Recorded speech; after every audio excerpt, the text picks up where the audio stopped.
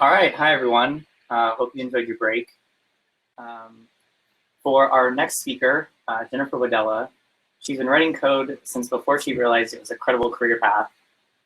She currently works as the director of Angular Consulting at Bitovi and loves building performant web applications, speaking at technical conferences, and brewing her own kombucha. Jennifer is an active member of the Kansas City tech community and is actually the founder of the Kansas City Women in Technology, which is an organization that's aimed at growing the number of women in technology careers in the Kansas City area. She's the Pub Sydney 2018 champion, a Silicon Prairie Champion Award nominee, Rising Trendsetter STEMI Award winner, and is apparently Missouri's coolest woman, according to Pure Wow. So with that, here is Jennifer Wadella for her talk. Awesome, thanks for the intro. Let's share screen, we'll get up and running. How is everybody doing this afternoon? This is kind of a cool platform. I like that table setup and how you can actually mingle with each other. That's super fun. But right now, for the next little chunk of time, we're gonna be talking about working remote. So I've given this talk in the past. I've given it for a couple years now. And when I've given it in the past, it was typically more along the lines of, is working remote the right fit for you? Courtesy of a certain pandemic, a lot of us are in this situation, whether we would like to be in it or not. So yeah, we're going to talk about surviving remote life.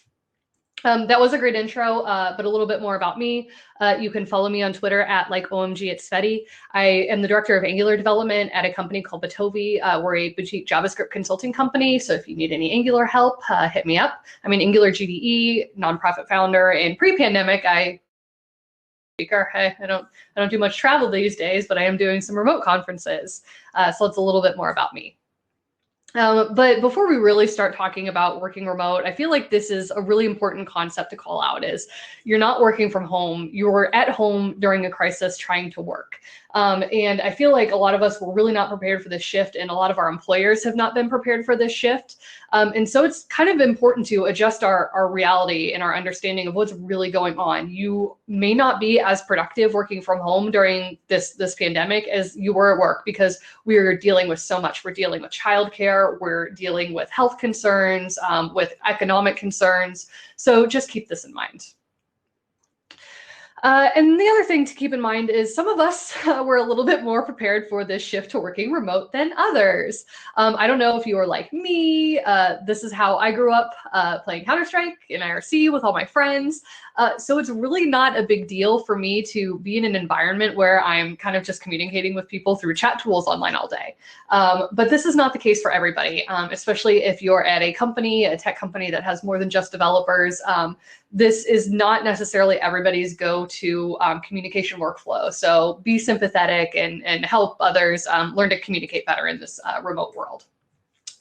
And I think it's also important to say that we should all be checking in on the extroverts in our life, because they are really not okay right now. I myself am an introvert, so I am perfectly happy to sit at home alone, like playing video games.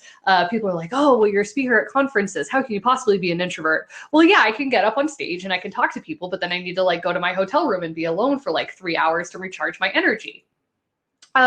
So a lot of times we're telling the extroverts, hey, have some sympathy for the introverts. Well, introverts, it's our time to look out for the extroverts, check in on them, give them a little bit of social interaction, because they're really struggling a lot more than we are. All right, but let's actually get into talking about what I'm going to call the remote work survival guide. And we've got a couple concepts here that we're going to cover. First of all is how to implement personal success strategies. What can you do on your own as a person to kind of be successful in this remote environment, in this working from home during a crisis environment? The second part of this, we're going to talk about protecting yourself from employer transition chaos.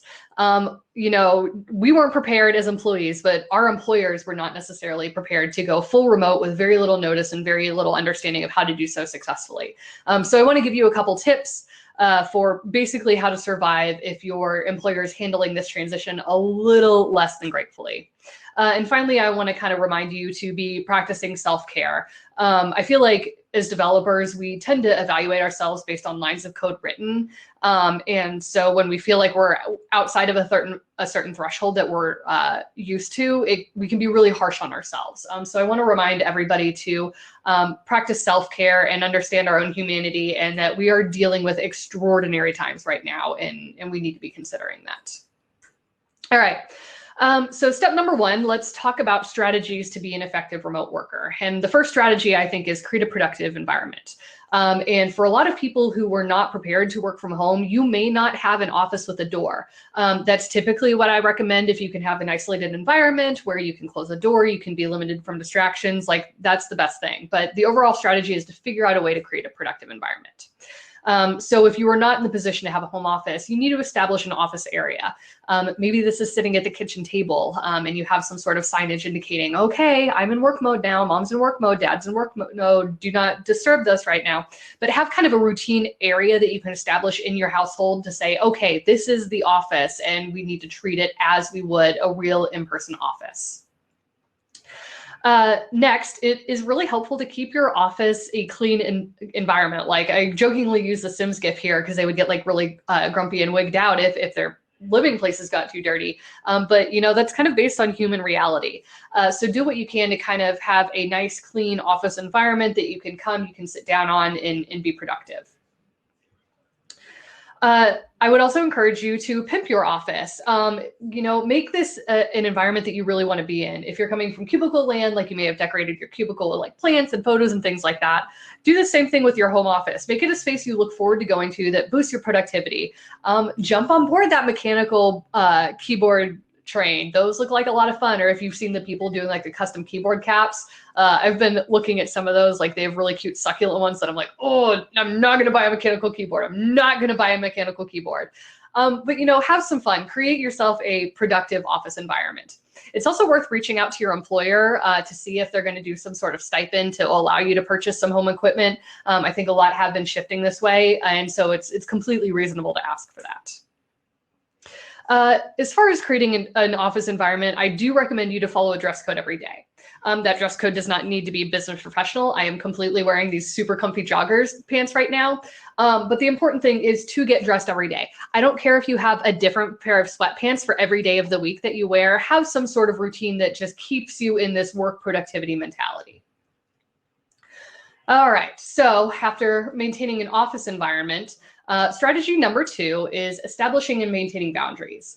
And this kind of, you know, bleeds a little bit into what we did with talking about creating an office environment. So we're doing that for ourselves mentally, but it's very likely that you're in an environment with other people. And not necessarily other grown-ups. So it's really important for you to figure out how to establish and maintain those boundaries in a way that those that you're sharing a residence with will understand.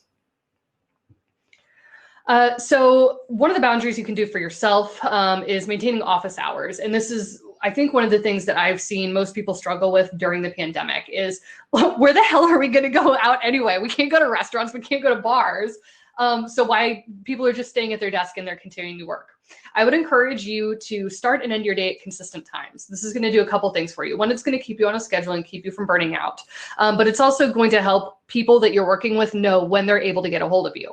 And you know what? Just because you can be there for a call during dinner doesn't mean you should be. So at the end of the day, workday, leave your desk. Do whatever you can to maintain those boundaries and separations. Another boundary is taking a lunch break. Make sure that you're getting away from your desk, whether it's, you know, going down to eat food, whether it's going out for a walk, browsing Reddit. Just do something to break up your day to make sure that you're not spiraling into a deep depression. One thing I will not recommend for a break is doomsday scrolling. I cannot advocate for just getting on Twitter and scrolling through all the horrifying things going on in the world right now. So I would recommend some sunlight and fresh air if you can. So a big part of boundaries is explaining these boundaries to family and friends. If you are in the position, again, like, use a closed door if possible. This is a pretty clear indicator that, hey, I'm not to be disturbed right now. If you can't do that, have a very visual indication of when you're working and when not to be disturbed. If you go to like Office Max or Supply Store, they have those like plastic frames that are like an 8.5 by 11 that like sit up as a table display.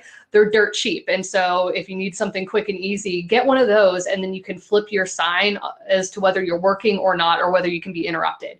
The more visual indications you can give to those people in your life, the more successful that you're going to be. And you know, we're all human. Sometimes we forget these things. Like people have this perception of, oh, just because you're in the house doesn't mean you're really working, you're available for anything. And so this is something you and your partner maybe struggle with. I would suggest coming up with a special code word or phrase that's like, hey, you're pissing me off. I'm working right now. I really want to tell you to go screw off and just scream I'm working. If you guys can come up with like a special code word or phrase that means, hey, don't bother me right now, I'm working. I think that's something that can be really, really helpful. All right, another boundary is to become a time zone pro. Because we are typically working from our houses, we might not be in situations where we're in the same time zone with people. So again, just because you can meet a certain time does not mean you should. I still recommend you to maintain reasonable hours, but be understanding of how to deal with people in different time zones. If you're working with people in different areas of the country, be cognizant of when they might be taking lunch. Be cognizant of maybe when they're having to panic to get their kids logged into Zoom for remote learning. Another thing I like a lot is you can actually add a secondary time zone to Google Calendar or Google Outlook. And so when I used to travel a lot, and I'm actually headed to Germany tomorrow, this is what I'll do is I'll have my home time zone in one, and then the most active time zone I'm working with in a secondary one. And it's a lot easier for me to see exactly what's going on and when to schedule meetings and that kind of thing.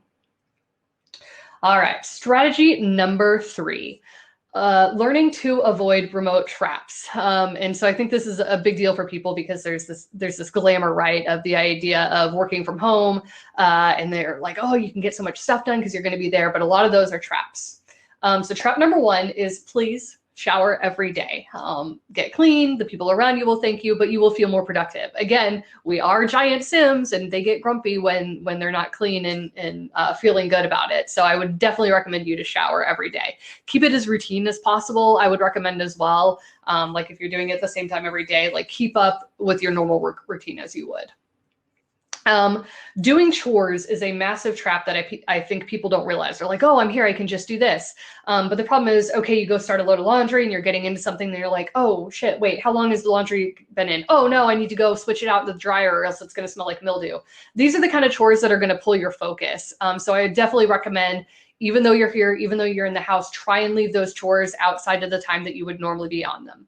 I would also like to call out that this does mean do not do chores. And I'm going to take a moment and say that this pandemic is hitting women so much harder than men. We are supposed to be at home. We are supposed to be in charge of our families. We're supposed to be in charge of chores, getting everything done, dealing with everybody's crises while still managing a household. And so I'm going to encourage everybody to make sure that they are stepping up and they are being an equal partner. And that does not mean asking your partner what needs to be done. That means taking on the mental workload of understanding what needs to be done in the house and figuring out a way to contribute to that on your own. Okay. Another trap, Slack, social media, and other distractions. If you're anything like me, I might start running unit tests. And I know it's going to take a minute. So I just command N, pop up new Twitter, and then where did an hour of my life go? So do figure out ways to avoid some of these distractions. There are website blockers and tools that I recommend. The one I use is called Momentum. And I really like this a lot because it's a kind of a background screen. And anytime I go to pop open a new tab, it'll say, hello, Jennifer, what are you trying to do today? And it's like a nice serene reminder of, oh yeah, you're right. You know, I should get back on track. There's another cool one called Noisely that I like a lot that works like a Pomodoro timer. And then Forest is another fun Chrome extension that is Pomodoro based, meaning it's trying to get you to work in either like 15 or 25-minute increments. But what happens is you plant a little tree. And if you go to any of the websites, any of the distracting websites you're not supposed to go to when you're supposed to be working in your focus mode, you kill your tree. You don't want to kill your tree, do you? No. So, and if you're kind of that person, you're like, screw the trees, I don't care. There's another tool called Stay Focused that will literally completely block you from accessing any distracting websites. And so if that is something that you're struggling with and you just have no self-control, I would recommend trying this Stay Focused tool. All these links are available, by the way. I'll post the slides after the talk. All right. Another trap I see a lot of people making is working from bed. Part of this might be because it's literally the only space in your house you have to work from, or maybe it's just comfy and you want to be in there and all cozy because you don't technically have to get out of bed in the morning. But this is a really big trap. And a big problem is it, can blur the boundaries. And so I would really, really recommend you to avoid working in bed. Keep your bed as your sacred space to kind of relax, recover from the day, and work somewhere else. If you honestly have no option, I would recommend like buying a laptop tray and maybe even like a throw blanket or something like that.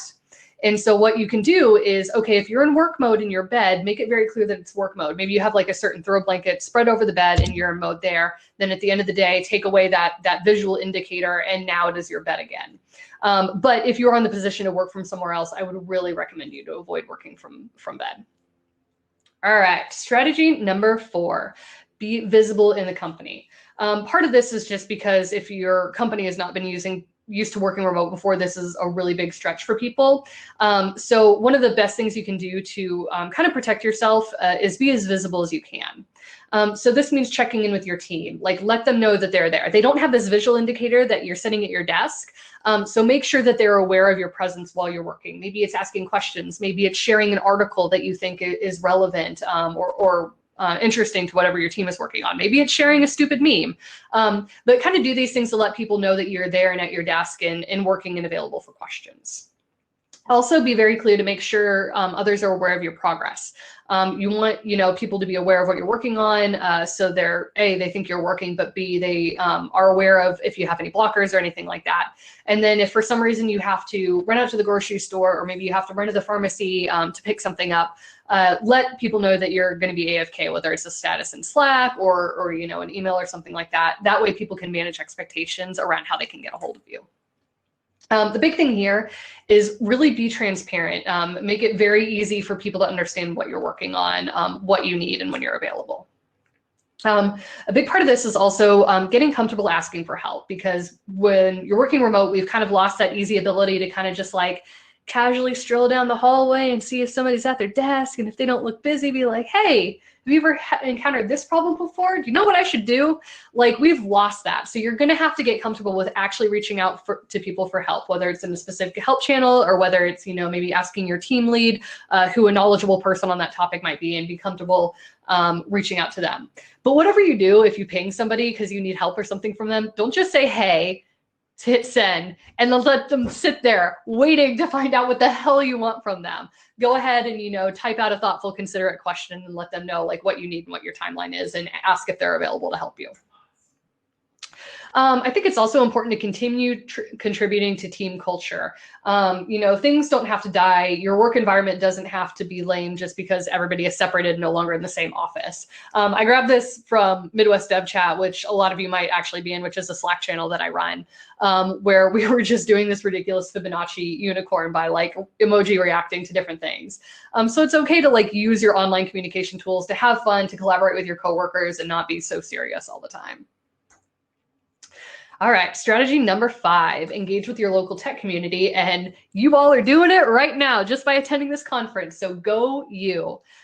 This has been really, really hard for conference organizers, for meetup organizers, for everyone, because like I feel like, for the first couple months after March, we were kind of like, all right, what's the deal with the pandemic? We don't know how long is this going to last. We don't want to reinvent the wheel if we don't have to, because we're all doing this on volunteers. But I feel like as I've kind of just been watching the pulses of communities, we've finally kind of accepted our reality and started to schedule events again and figure out how to put together, Zoom meetups and that kind of thing. So I would encourage you to continue engaging with your local tech community, or start if you haven't before, and use that as a resource. There's actually a list here of a bunch of different tech community Slacks focused by, I think, region and interest. So if you're looking to engage that way in some different Slack communities, would definitely encourage you to check those out. And then meetup.com still is good. Again, a lot of us have transitioned to doing online meetups. Quick PSA for all the meetup organizers, however, if you are using Zoom links, please make sure they're password protected. We've had enough dick bombings going off lately that password protecting your Zoom meetings is a good way to go, and you can kind of email the password out to your attendees right before to avoid that happening. I think it's also really important to look for mentoring opportunities, to find ways that you can give back, because we do need to keep focusing on growing the tech community, even though we can't be there in person with each other. So I think Coder Dojo has some different opportunities that are available for you online, but definitely check out your local communities, find out what's available. A lot of schools are really transitioning from figuring out how to work with remote environments. So even reach out to kind of your local school districts, your local charter schools, ask if they need technical help, figure out ways that we can keep moving our community forward. All right. So the next thing we need to talk about now that we have our personal strategies is how to survive our employer's transition to working remote and managing remote employees. Because here's the truth of the matter. You can only be as successful as your environment will allow. You can be the best damn remote worker in the world, but if your company isn't in a good place to support you or understand how to recognize your work or even understand how to evaluate your work, it doesn't matter what you do, you will still lose. So I think that's important for all of us to keep in mind. So these are a lot of things that your company very likely is struggling with if they've made this transition and don't have a lot of experience here, shifting to remote meetings. So getting away from this idea that you can just grab a bunch of people and go take over a conference room. Or the other thing that has happened is you lose the visual indicator of when you start to see everybody get up from their desks and go to the conference room. We have to be a lot better at managing our own schedules. So figuring out how to make this shift to remote meetings. Managing expectations. Again, we are not working from home. We're working from home during a crisis. So managing expectations around that and your employers making their adjustments to understanding what productivity looks like in these times. Having a clear and always available task management. It's not very surprising how many companies are still not in the cloud when it comes to having tasks set. So that's definitely problematic. Effective communication. Huge. Communicating well becomes 10 times harder working remote. You lose a lot of visual cues. You lose a lot of nuance. You lose a lot of things that we don't even realize we rely on for communication. So a lot of companies can really struggle with that. And the last one is having appropriate performance evaluation systems in place. So many companies rely on butt-in-seat visual cues to assess performance, and that goes out the window when working remote. So this is something they will likely struggle with. So when we talk about meetings, these are things that you need to be aware of and that companies need to be considering, and that is that they should always be on the calendar. We cannot do this stuff where you can just ping people randomly, like ping a group of 5 people and say, hey, are you free to meet now? That's just not going to work because we're not all there and available at the same time. So meetings need to be on the calendar. They need to be available and put on the calendar in advance. They should always include necessary join links, numbers, and access codes to call in. I feel like a lot of times when people start switching to this, oh, they forget to add the Google Hangout link. Oh, they forget to email everybody the access code. Oh, somebody gets left off the distro list. So being really cognizant about making sure there's a good process for scheduling meetings that everybody can join, because you'll lose all this time if everybody's having to message back and forth. Oh, I don't have the link. Oh, I can't get in. Oh, the access code isn't working for me. So having good process around that is really key. Definitely try and password protect your meetings. Make sure that nobody is doing anything that they should not be doing on camera. Meetings should also be scheduled in consideration of workers in different time zones. I do consulting, which means I'm working with a bunch of different clients across a bunch of different time zones.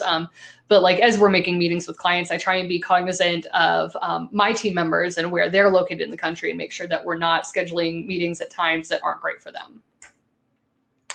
I would also recommend you to figure out how to update your calendar foo and manage expectations around when you're going to be available calendar-wise. Manage expectations for what video calls are. Some people want videos on, some people want videos off, some people want videos on, but only in certain circumstances. These are conversations worth having at your company. So my company, we're pretty chill in what we wear. So we do prefer video on communication because you get a lot more context that way and can build better relationships with the clients. But when we are on a call with a client, we're wearing collared shirts, we are looking nice, business on top, party on the bottom. So other expectations to discuss are what in-office hours are. Are they matching what in-office hours used to be? What is the preferred communication medium? If you have to meet with somebody, is it a Google Hangout? Is it a Skype? Is it a Zoom session? What is your video protocol like? Videos on, videos off? What kind of background do you need? That kind of thing. Home environment control is huge. A lot of times people do want quiet areas to have calls on, but sometimes that's not possible. There might be construction, there might be test tornado sirens, there might be dogs barking at very evil squirrels in the front yard. So kind of make sure that people are on the same page around what expectations are. And then it's definitely worth bringing up childcare constraints. People with children are in a completely different position than those of us without in this pandemic. They can no longer just focus on their jobs. They are having to make sure that their kids are online on a certain time on a Zoom call to make sure they're getting credit counted for class. They're having to deal with internet issues. They're having to deal with, reset passwords or whatever. So I think these are important conversations to have with your company. Make sure that we are reflecting and we are standing up for our employees and our coworkers that have kids and have a lot more on their plates than some of us do. When we talk about clear and always available task management, we need to make sure that we are setting ourselves up and our employees up to work in this remote environment and to be as autonomous as possible.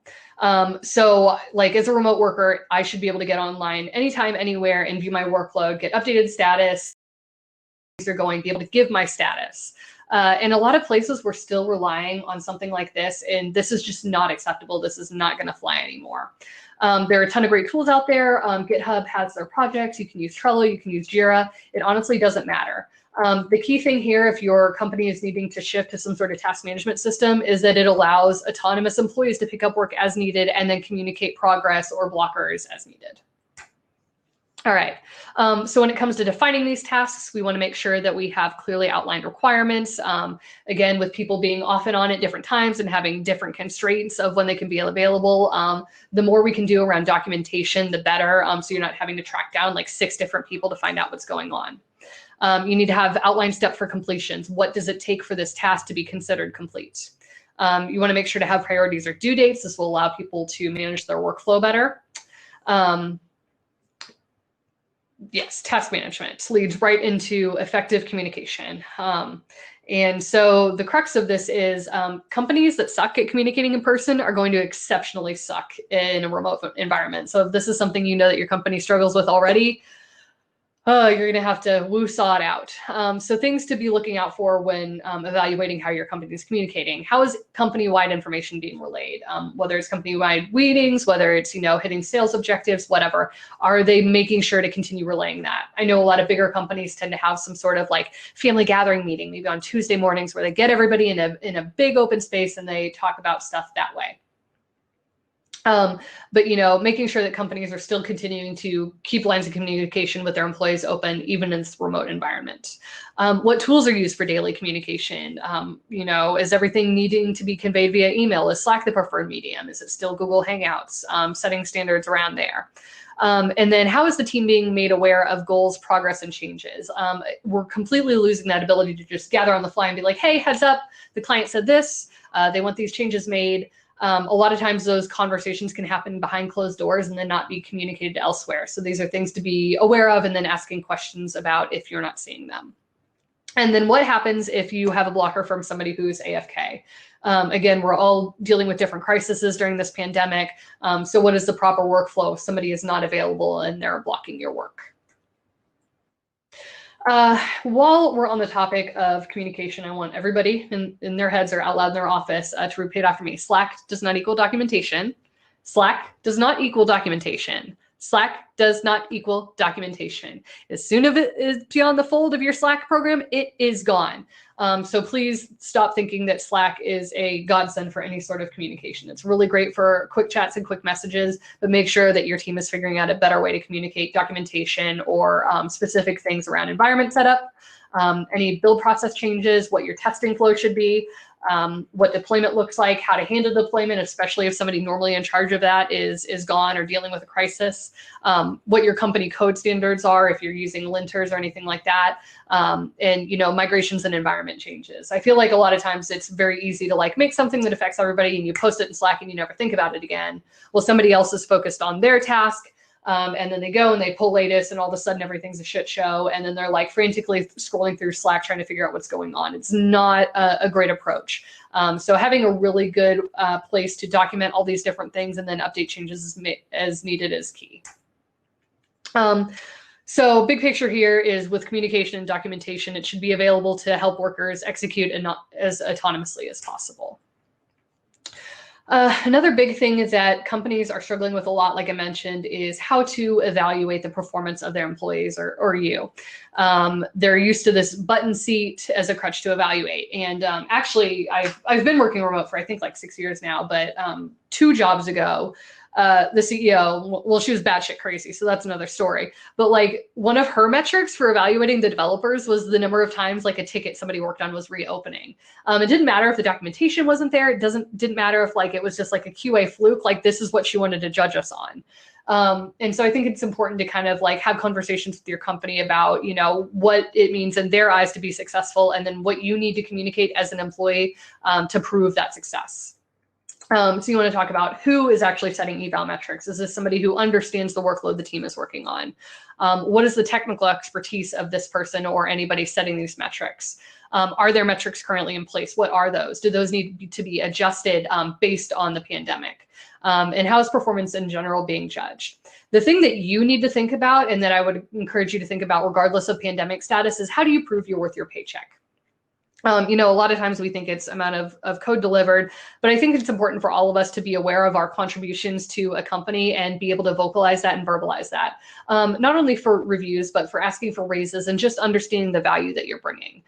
So these are kind of things that you can proactively think about to protect yourself if you get into this review session and your company's like, okay, so what exactly have you done for the past 6 months working from home? Be proactive, be ready to cover your ass. Another thing is, you know, your managers may suck at this transition. Like I love this tweet. I'm not sure who needs to hear this, but we support remote. We just sit in a Google Hangout all day is not actually supporting remote. That's micromanaging. So I think it's okay to kind of push back against like bullshit policies and bring up the conversation with your company of what does productive remote support look like. Big picture here when it comes to your company is you can only be as successful as your environment will allow.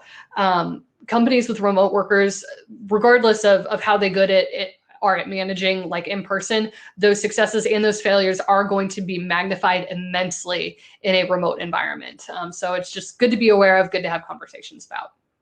I really, really would recommend you to be proactive in recommending tools and recommending solutions and recommending policy drafts. You know, it's very likely that your company is very overwhelmed by this shift. They haven't done all the thinking. And I think it's perfectly acceptable for you to try and manage up, especially if you're struggling with some of the things that I've mentioned and your company not handling well. They might be drowning too. And so if you can do some of that legwork of saying, hey, I think this would be a really great idea, or hey, here's this process improvement that I've kind of drafted. What do you think about this? What would it take to implement this?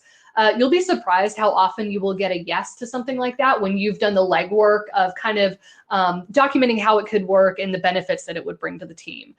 So definitely take control of your own future, of your own destiny, and try and make sure that your employer is well equipped to support you working remotely. And finally, I want to remind you to practice self-care. Like we talked a lot about tips for yourself personally, tips for your companies, but we are more than just programmers. We are more than just engineers. We are more than just product managers. We are humans. And so we need to make sure that we're maintaining balance in our life, whether that means getting outside, whether that means small trips to look forward to, you know, finding little joys in the area you live. I know I'm in Kansas City, Missouri, and our zoo is actually doing like a really cute light show. Tickets actually go and benefit, I forget which charity they're doing, but you can go through and you can turn on your radio and they have all the lights timed. So, you know, pay some attention, find out some stuff that's going on in your community that's, you know, COVID safe to do, but do things that are getting you away from your desk, that are giving you things to look forward to. I want to give you a couple resources because it's very likely that you're in a situation that your employer just has not handled this transition well at all. And you may need to make a shift because that's what's best for you and what's best for your family. So there's a really good book called Remote Office Not Required. There's another good free ebook called Working Remotely. And then if you are needing to make a job shift, I would recommend a couple of these different websites that employers that are remote first recommend. And so these are employers that will continue to be remote after the pandemic. I actually found my current job on weworkremotely.com, so can personally advocate for that one. But there are opportunities out there. And, I hate that the economy is collapsing so bad, but we still have a really good skill set that is really, really in demand. So I would definitely encourage you to capitalize on that, evaluate your worth, evaluate, what you can bring to a company, and don't be afraid to go after opportunities that you want. I think I've left enough time for a couple questions. So I think Jay will be moderating that for me. But my slides are available here. You can always hit me up on Twitter if you have working remote questions or Angular questions or questions about what I think about this season of The Bachelorette. So yes, that is all I have for you today. And I hope you have a wonderful rest of your day, you lovely human beings.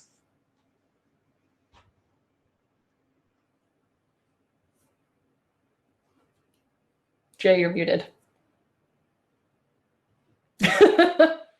Hey, there we go. Thanks, Jennifer. That was great. I know that those are definitely some issues that I've had working from starting to work remote. I was working remote 1 day a week, and now we're all 5 days a week. So it's quite a difference for some companies to hop on board with that. So we do have some questions. What are your strategies for being more seen for promotion possibilities while working remotely? Yep. The big thing is absolutely tracking exactly what you're doing and the value you're bringing. And we live in a capitalist society, so everything equates to bottom dollar. So if you are analyzing what your company is doing, how they're making money, and then can tie to how your contributions are making the company more money, that's really proactive thinking that I've seen, a lot of people really respond positively for. So whether it's trying to figure out how to call out your own achievements, whether it's being a little bit more intuitive about that and calling that out during one-on-ones with a manager, those are things I would recommend, is being able to tie your contribution to company profits. Yeah, and so one kind of related question that there was, any tips, advice on how to make conversations or show off to make sure your job is safe specifically? Oh, to not get laid off or terminated? Yeah. Yeah, I mean, so it's going to be very similar, is the more vocal you can be about what you're doing to contribute to the company and the company's success, the better. And so maybe that's hey, we made this client really happy, this happened, or hey, we were able to get this and it's saving us this much time. And the more you can think, and I feel like we get so code focused, right? That we're just oh man, I really turned out this code, it's great, it's perfect. But if you can figure out things that your company is going to care about, whether it's leading to maintainability down the line, whether it's going to help onboard future developers and have them spending less time on ramp up and more time creating value, be thinking more strategically like that, and then be vocal about those contributions. Awesome. Can you share some strategies for getting the attention of people who tend to ignore emails or pings and just go stand in their office until they fix my problem? I know that's something that I've done, but that's harder now. Yeah, I tend to get super passive aggressive with these. So definitely employ CYA strategies. And so that means use your carbon copy on your emails heavily. There's actually somebody at my company who is just a scattered individual, and I've just had disastrous results dealing with them in Slack. And so I'm straight up nope, I copy our operations director on any email I send to this individual, and I refuse to communicate with them without that in place. And so that way you can escalate it very easily and say, hey, just checking in. And a lot of times if you do have somebody higher, they're going to be you're not getting what you need. And then if you have the opportunity in stand-ups or something to call out blockers, straight up be hey, I sent so-and-so a message about this yesterday. I haven't heard back. You don't have to be nasty about it. You can be very factual. I sent a message to this individual on this date. It's blocking me. I need an answer to move forward. Yeah, I think those would be some of my top tips. Awesome. How do you separate distractions from your kids as you work from home? Any recommendations on setting those boundaries? I do not have kids, so I don't feel like I'm necessarily qualified to respond to this. I do have fur babies, but they're okay, they're somewhat easier to ignore except in dinner time. And then I'm like, oh my God, stalkers, like I can feel you watching me. But I think like the more conversations that you can have with them to get them to understand what's important, and then like give them very visual indicators of, you know, whether you know not to be disturbed, I think is the best thing that you can do. Awesome. What do you know now that you wish you knew sooner? I'm trying to think. Oh, well, okay. Something I was really stupid and stubborn on is like, I like having a nice space. And I think office chairs are the ugliest fucking things on the face of the planet. They're just so gross. And I was so stubborn for like years where I had this really pretty office chair, but it hurt my back so bad. And so then I finally gave in and I did the research and I pinged people on Twitter and I did get a nicer chair that I've been much more comfortable sitting since. But part of that is just me being a stubborn asshole than really a learning. So yes, invest in a nice ergonomic space. Nice. Any current career opportunities that you know of at your workplace or any other leads you may have? Oh my God, yes. I need to hire Angular developers so bad. But I do need expert levels. Like our consultancy employs senior level architects. And so I need somebody to be able to, you know, that I can drop kick on our project and not worry about. Occasionally we will take on, you know, lower level people who show a lot of promise. But like we have no bench right now at my consulting firm. Like we are just frantic on client work. I'm putting in way too many hours.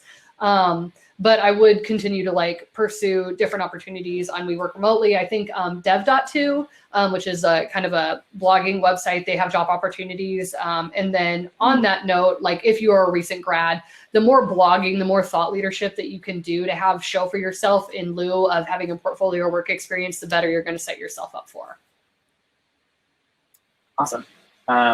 Someone asked, what office chair did you get? Oh crap, what's it called? Okay, it is the Fern, and I still have the card on it because I'm a nerd like that. It is the Fern Task Chair by Haworth. That's Haworth.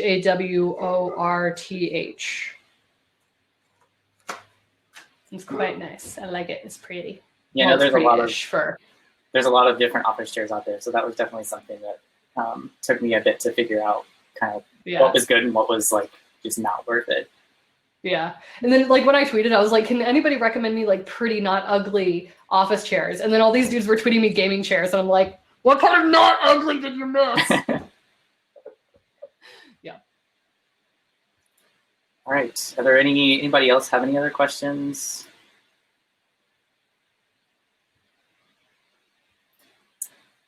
What advice do you have for people who are making a career shift to this field in terms of building experience?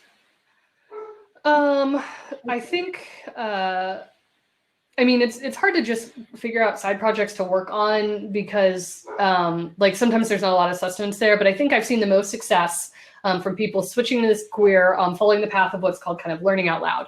And so if you follow Will Johnson on Twitter, I think his Twitter handle might be Will Johnson IO. I feel like a jerk, but he's out of Kansas City, switched into development and like has landed a rock star job. And a big strategy he took was he was kind of writing out loud as he learned things in blog posts and things like that. And so, you know, what you can do is that'll build up your own experience and knowledge, but it'll build up your online portfolio and your online presence that will make you more attractive as a candidate to hire before you land that first job. So this is a question for me. What kind of, like if you are going to pick a side project, is there any sort of like criteria or anything that you think would be really good for that? I don't know. I guess like I can equate this to, so I give a lot of conference talks and I can't necessarily talk about what I'm working on client-wise. And so I pick something that's easy and accessible to me that I can create really easy use cases out of. So I don't have to be like, what's a random app I can build? So for instance, Animal Crossing. I'm big into Animal Crossing, and somebody actually created an Animal Crossing New Horizon API. So a lot of times when I'm like, maybe I'm testing a new feature or maybe I'm trying to prep something conceptual for a talk, I have like a mono repo that I'm using NX with, which I'll boot up a new Angular app and like build out a new Animal Crossing feature, whether it's being able to sort all the villagers by their birthday or by their temperament or by their species. So find something that interests you and something that you can kind of continue to engage and build on and do different discovery with. Awesome. Mm-hmm. All right. Well, if nobody else has any more questions, we'll go ahead and give you guys another 15-minute break. After that, we have Martin Omander, who is going to talk about growing your cloud application. That'll start at 2:30. So yeah, see you guys then. Bye.